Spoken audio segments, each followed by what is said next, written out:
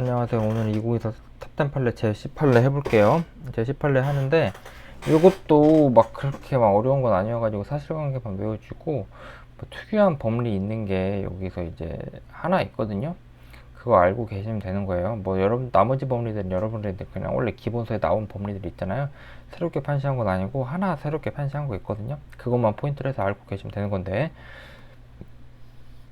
일단 사실관계부터 봅시다. 사실관계 어떻게 되냐면 갑이 있고 을이 있어요. 갑이 있고 을인데 K가 갑한테 이제 갑이 일단 특허 출원하고 특허 등록됐어요. 근데 K가 갑한테 이제 무효심판 청구하고 지금 심결 취소 소송에 가 있는 상황이에요. 그 다음에 갑이 을한테 이제 특허 소송을 걸고 있고, 아시겠죠?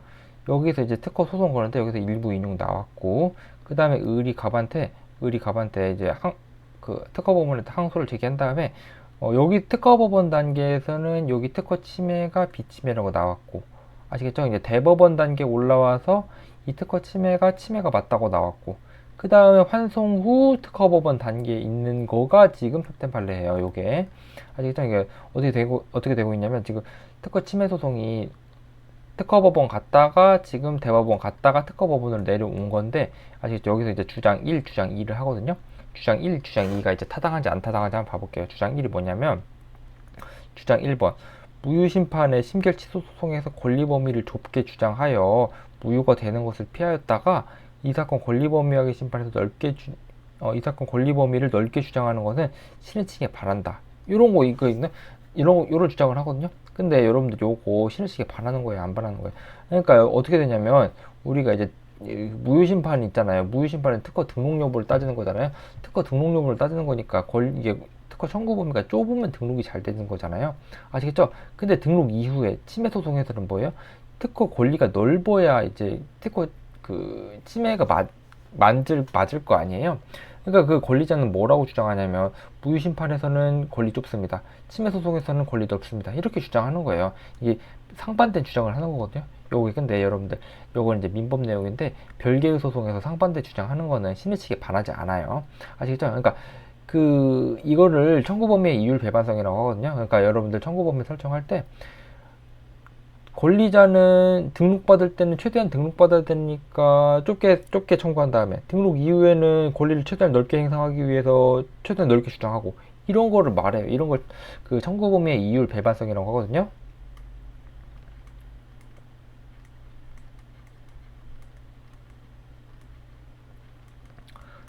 아시겠죠? 이게 청구 범위 이율 배반성이라고 하는 거예요.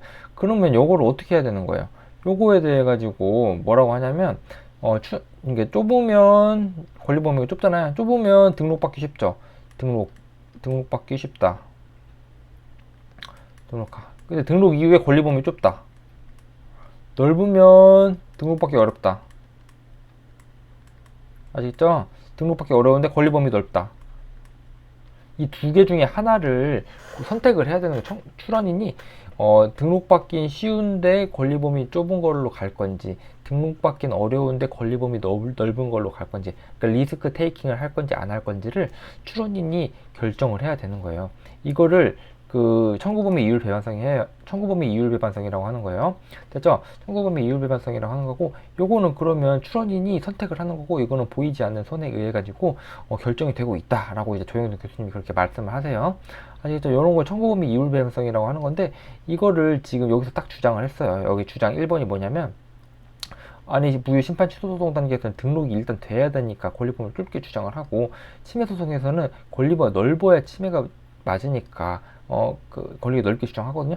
근데 이렇게 별개의 소송에서 상반대 주장하는 거는 가능한 거예요. 그러니까 신의측이 바라지 않아요. 그러니까 주장 1번은 받아들여지지 않았어요. 아시겠죠? 주장 2번 자유시 기술 항변을 하거든요. 그러니까 여기서 좀 을이 지금 자기양 했거든요. 근데 이것도 그냥 받아들여지지 않았다. 그것만 사실관계만 알아주세요. 그러니까 이 주장 1번 받아들여지지 않고 주장 2번 받아들여지지 않아가지고, 그럼 어떻게 되는 거예요? 을의 주장이 다 받아들여지지 않은 거잖아요. 그러면 여기 특허 침해가 맞다는 거잖아요. 아시겠죠? 지금 여기서 보시면 여기서 이제 갑이 을한테 청구하는 이제 침해 소송에서 이제 침해가 맞다는 거잖아요. 됐죠?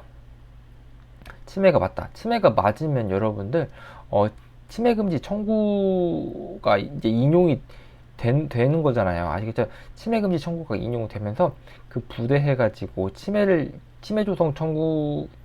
조성한 침해 조성물이 이제 폐기가 되는데, 됐죠? 여러분들 요걸 알아둬야 되는데, 보시면 이제 126조에 써 있잖아요. 126조 2항에 써 있잖아요. 여기 보시면 침해 금지 및 조성물의 폐기를 구할 수 있다. 요거 침해 특허권 침해가 맞아요. 그럼 126조에 의해 가지고 침해 금지 청구를 할 수 있고, 거기에 부대해 가지고 조성물의 폐기를 구할 수 있잖아요. 여기서 문제가 되는 거는 요거예요. 조성물의 폐기. 아시겠죠? 조성물의 폐기가 어느 범위까지 인정이 되냐가 요거가 논점이 되거든요. 아시겠죠? 근데 조성물을 폐기를 하는데, 이 조성물이 만약에 침해자가 요렇게 이제 조성물을 만들었는데, 특허 침해품이 여기에요. 여기만 특허 침해한 거고 나머지는 특허 침해한 게 아니에요. 아시겠죠? 그러면 이게 분리가 불가능한 경우가 있고 분리가 가능한 경우가 있을 거 아니에요. 분리가 가능해요. 그럼 얘를 똑 떼어내서 얘만 이제 그 조성물을 폐기를 하는 거예요. 조성물 폐기하면 무슨 창고 같은 데 넣는데요. 됐죠? 그래가지고 여기 사실관계 한번 봐볼게요. 이 사실관계도 이게 이 사건 특허 발명이 요렇게 돼 있는 거거든요. 근데 피고가 실시한 발명이 요거예요. 착탈식 손잡이에요. 딱 봐도 착탈식이 이런 게 바로 분리가 되는 거예요. 이렇게 분리가 되잖아요. 이렇게 분리가 되면 여기 중에서 여기가 만약에 특허 침해했다고 해봐요. 그럼 얘만 똑 떼어내 가지고 어떤 창고에 넣어놔요. 아시겠죠? 얘만 폐기를 하는 거예요. 이렇게 만약에 이것만 이제 특허 침해라고 하면 이런 게 이제 침해를 조성한 물건의 폐기예요. 근데 분리가 가능한 경우에는 일부 인용, 일부를 똑 떼어내 가지고 그 폐기를 해요. 분리가 불가능한 경우는 어떻게 되는 거야? 이 본질을 형성한 이 전체 물건의 본질을 형성한다. 그럼 전부 기각하고요. 본질을 형성하지 않는다. 그럼 전부 인용해요. 됐죠? 요게 이제 분리 가능 여부에 따라 가지고 침해를 조성한 물건의 폐기를 이제 범위를 이렇게 정하는 건데, 이 사건에서 어떻게 됐냐면 1항에 일부 침해가 아니거나 일부 침해라고 하더라도 분리가 불가능한 경우로서, 아시겠죠? 일부 침해라고 하더라도 분리가 불가능한 경우, 일부 침해라고 하더라도 분리가 불가능한 경우로서 여기 전부 인용했어요. 여기서 지금 옆에 사실관계에서 보시면 일부 침해가 아니라거나, 요거 뭐예요? 일부 침해가 아니라거나 전부 침해라는 거잖아요. 전부 침해가 맞거나, 아시겠죠? 이게 전부 침해이면 당연히 전부 이제 조성물을 폐기를 하죠. 아시겠죠? 근데 일부 침해가 아니라는 말이 뭔 말이에요? 전부 침해라니까 이때는 당연히 이제 조성물 전체를 폐기를 하는 거고, 설사 일부 침해라고 하더라도 분리가 불가능한 경우인데 본질을 손상하지 않으면 전부 인용하잖아요. 여기서 보시면 분리가 불가능한 경우로서 본질을 손상하지 않아가지고 전부 폐기 대상으로 했어요. 아시겠죠? 요거 잘 알아두세요. 요거 여러분들 잘 모르는 거니까. 분리 가능 여부는 아까 제가 보여드린 것처럼 이렇게 이제 탁찰식으로 이렇게 떼낼 수 있으면 분리해가지고 이제 창고에 넣어놓는 거에 폐기예요. 됐죠? 요거 하나 알아두시고, 그 다음에 이제 128조 이제 침해 금지 126조로 끝났어요. 이제 128조 사항에 따라 가지고 손해액 산정을 하려고 했는데 그게 어려웠어요. 그래가지고 128조 7항에 따라서 손해액을 산정한대요. 128조 7항에 따라서 손해액을 산정하는데 여기서도 기여율을 고려해서 산정했거든요. 기여율 고려하는 거 여러분 요소 아시죠?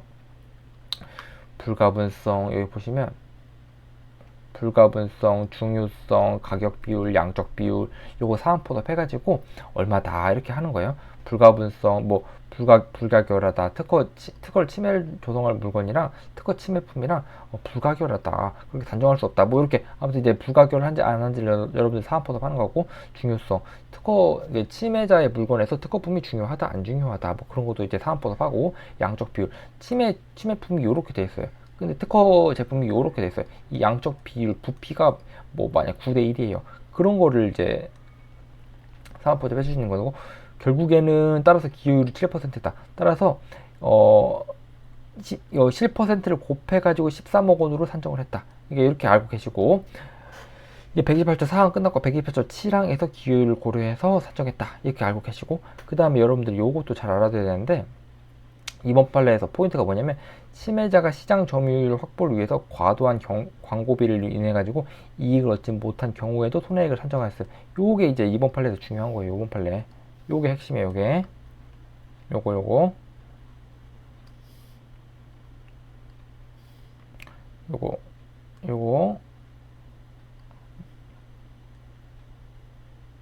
요게 이제 중요한 거예요, 이게. 그러니까 여러분들이 만약에 생각을 한번 해봐요. 이게 분쟁이 된 게 요게 분쟁이 된 거거든요. 침해자가 얻은 이익이 마이너스 10억 원이에요. 그러니까 침해자는 특허 침해를 했는데 오히려 영업이익이 마이너스예요. 그러면 침해로 얻은 이익이 없을 거 아니에요. 아시죠? 침해로 얻은 이익이 없으니까 아니 128조에 따른 손해배상액을 산정할 수 없는 것이 아니냐라고 그렇게 이제 주장을 하거든요. 아시죠? 을이 그렇게 주장을 해요. 나는 영업이익이 오히려 적자를 나고 있는데 무슨 침해로 인해 가지고 얻은 이익이 뭐가 있냐라고 주장을 하는데 알고 보니까 을은 영업이익은 사실상 있는데 광고비를 엄청 지출한 거예요. 그래가지고 이게 토탈 해가지고 적자가 난 거였거든요.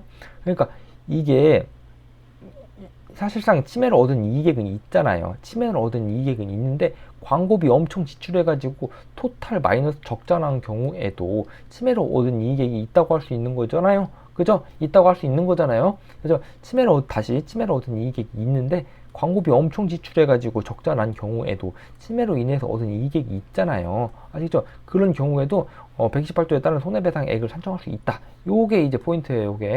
요게 이제 포인트, 요게 분쟁이 된 거예요. 요게 아시죠? 그러니까 여러분들 요 사실관계 뭐 별로 안 어렵잖아요. 사실관계 잘 외워두시고 첫 번째 쟁점 뭐예요? 첫 번째 쟁점 청구 범위의 이율 배반성. 출원인은 청구 범위를 좁게 설정해서 등록받기 쉽지만 등록 이후의 권리 범위 좁을 건지, 넓게 설정해서 등록받기 어렵지만 등록 이후의 권리 범위 넓을 건지를 출원인이 선택해야 되는 건데 그건 보이지 않는 손에 의해 가지고 분류가 된다라는 거를 청구 범위의 이율 배반성이라고 해요. 그래가지고 상반된 소송에서 별개의 주장하는 것은 신을 치게 바라지 않는다. 아시겠죠? 이제 주장 1번, 주장 2번 자기양 인정되지 않았고 따라서 특허 침해 맞았어요. 특허 침해 맞고 특허 침해로 인한 효과가 뭐가 있어요? 침손신물 침물량이 있잖아요. 침해금지 청구에 부대해가지고 침해 조성물 폐기를 청구할 수 있잖아요. 126조 2항에 의해 가지고 거기에서 분리 가능 여부에 따라 가지고 일부 인용, 전부 인용, 전부 기각 이렇게 되거든요. 근데 여기서는 분리가 불가능한 경우로서 전부 인용이 됐어요. 아시겠죠? 그게 두 번째 포인트고, 그 다음에 세 번째 포인트 128조에 따른 손해배상액이 침해 기업이 사실상 적자여도 118조에 따른 손해배상액이 있을 수 있어요. 어떤 경우에요? 침해를 얻은 이익이 있는데 광고비를 많이 지출한 경우, 그런 경우에는 토탈 해가지고 적자를 났어도 그때도 128조에 따른 손해배상액을 청구할 수 있다. 이 세 가지 포인트 잘 외워주시고 됐죠?